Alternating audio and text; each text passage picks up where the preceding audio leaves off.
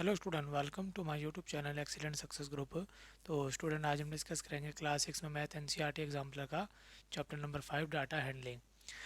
बोला है direction in question number 6 to 13 state whether the given statement are true और false. यानी कुछ स्टेटमेंट हमें दे रखे हैं, इनमें बताना में ट्रू है या फॉल्स है। बोला in bar graph the width of bar में बी अनइक्वल। यानी कि जब बार ग्राफ हम बनाते हैं तो इसमें जो बार बनते हैं वो अनइक्वल हो सकते हैं। तो पहले मैं आपको समझा दूँ बार ग्राफ होते क्या है। ठीक, देखो ये हमारी छठी क्लास की एनसीईआरटी बुक है। इस एनसीईआरटी बुक के अंदर हमें कुछ बार ग्राफ दे रखे हैं। ये भी एक तरीके का बार ग्राफ है और ये भी क्या है, बार ग्राफ है। बार ग्राफ में इस तरीके से जो हमारा डाटा होता है, इस डाटा को रेक्टेंगुलर फॉर्म में रिप्रेजेंट किया जाता है। ठीक है, जैसा कि आपको यहाँ पे दिखाई दे रहा होगा। ये छोटे बड़े हो सकते हैं, जैसे कि कोई छोटा है, कोई बड़ा है, कोई उससे बड़ा है, इस तरीके से हो सकते हैं। लेकिन इनकी जो चौड़ाई होती है, ये वाली, ये जो गैप होता है इनके बीच का, ये हमेशा इक्वल ही रहेगा। सबसे पहली बात। दूसरी बात, जो देखो यहाँ पर एक दूसरे को यहाँ पे अटैच करके नहीं बनाया गया, बीच में इनका थोड़ा सा स्पेस है। ये स्पेस, ये स्पेस हमेशा क्या रहेगा, इक्वल ही रहेगा।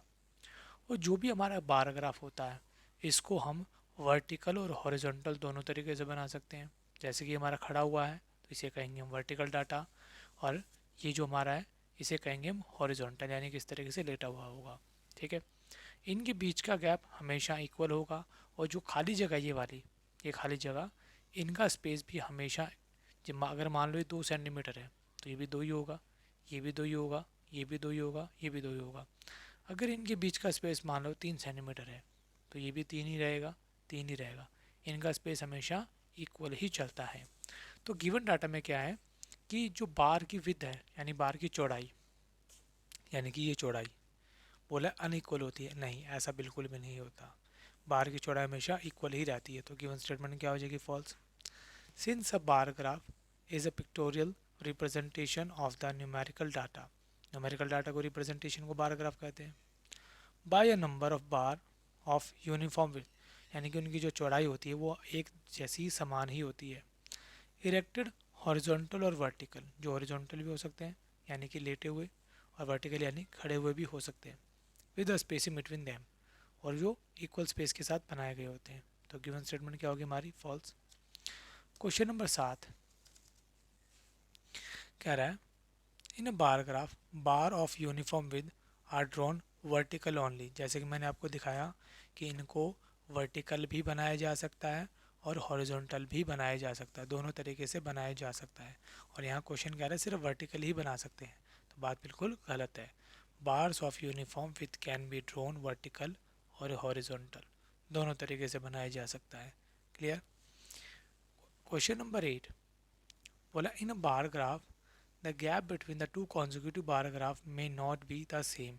यानी ये कहना चाह रहा है कि जो बार ग्राफ बनाए जाते हैं ना, इनके बीच का जो ये वाला स्पेस है ये इक्वल नहीं होता।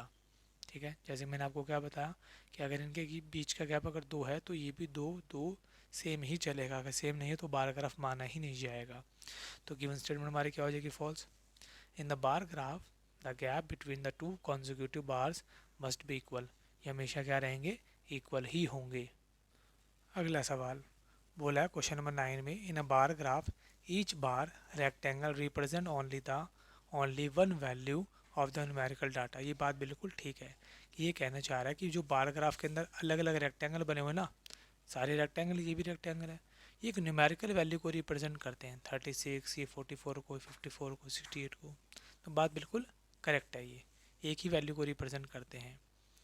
इन a bar graph each bar rectangle represent only one value of the numerical data. एक रेक्टेंगल एक ही नंबर को रिप्रेजेंट करता है, ये बात बिल्कुल ठीक है। अगला सवाल,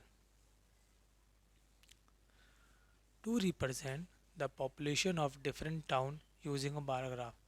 किसी टाउन की पॉपुलेशन को दिखाने के लिए बार ग्राफ का यूज़ किया जाता है। It is convenient to take one unit length to represent the one person. यानी कि जो इसकी 1 यूनिट होती है, जैसे कि ये 0 से लेके ये तक होगी, इसको कहेंगे 1 यूनिट, ये 1 यूनिट, यानी 1 यूनिट को एक पर्सन दिखाया जाएगा। ऐसा ज़रूरी नहीं है, देखना पड़ेगा जो हमारा डाटा वो किस नंबर में है। अगर डाटा मान लो 1000 में चल रहा होगा, हम यहाँ ले लेंगे 1000, 2000, 3000, इस तरीके से ले सकते हैं। अगर हमारा नंबर चल रहा हो जैसे कि लैख पे, तो यहाँ 0 या 1 लाख, 2 लाख, 3 लाख देखना पड़ेगा हमारा डाटा किस तरीके का है। ठीक है, अब जैसे कि ये पॉपुलेशन का दिखा रखा है, ये भी यहाँ पे 1 यूनिट किसको रिप्रेजेंट करती है, 10 करोड़ को, यानी कि 10 करोड़, 20 करोड़, 30 करोड़। तो डाटा के हिसाब से डिपेंड करता है कि हमें 1 यूनिट को कितना मेजरमेंट करना होगा।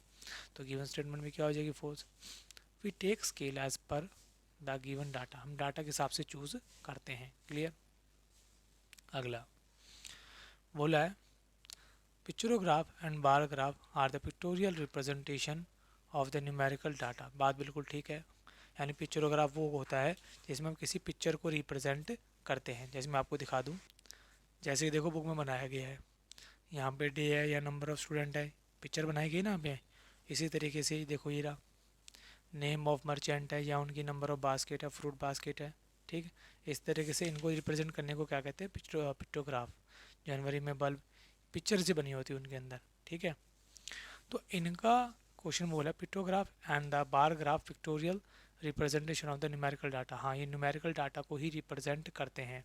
जैसे कि ये हमारे पिक्टोग्राफ है, एक पिक्चर रिप्रेजेंट किसको कर रहा है, 10 बल्ब को। इसका मतलब क्या हुआ कि 10-20 बल्ब हुए, 10-20 थोड़ा सा आधा है तो तकरीबन 25 बल्ब हो गए। तो यानी कि एक पिक्चर भी रिप्रेजेंट करती है डाटा को ही। तो गिवन स्टेटमेंट क्या हो जाएगी, true. Pictograph and the bar graph are the pictorial representation of the numerical data. Numerical data की रिप्रेजेंटेशन है दोनों की दोनों। डिस्कस करेंगे question number 12। An observation occurring 5 times of the data recorded as. अगर कोई डाटा एक ही नंबर 5 बार आ गया तो उसको हम रिप्रेजेंट करते हैं इस तरीके से, 5 डंडी खींच के, यूजिंग टैली मार्क्स। बात बिल्कुल गलत है। अगर 5 नंबर आ जाते हैं एक ही बार तो उनको रिप्रेजेंट करते हैं ऐसे, 1, 2, 3, 4 और 5वां नंबर इस तरीके से काट के लिखते हैं।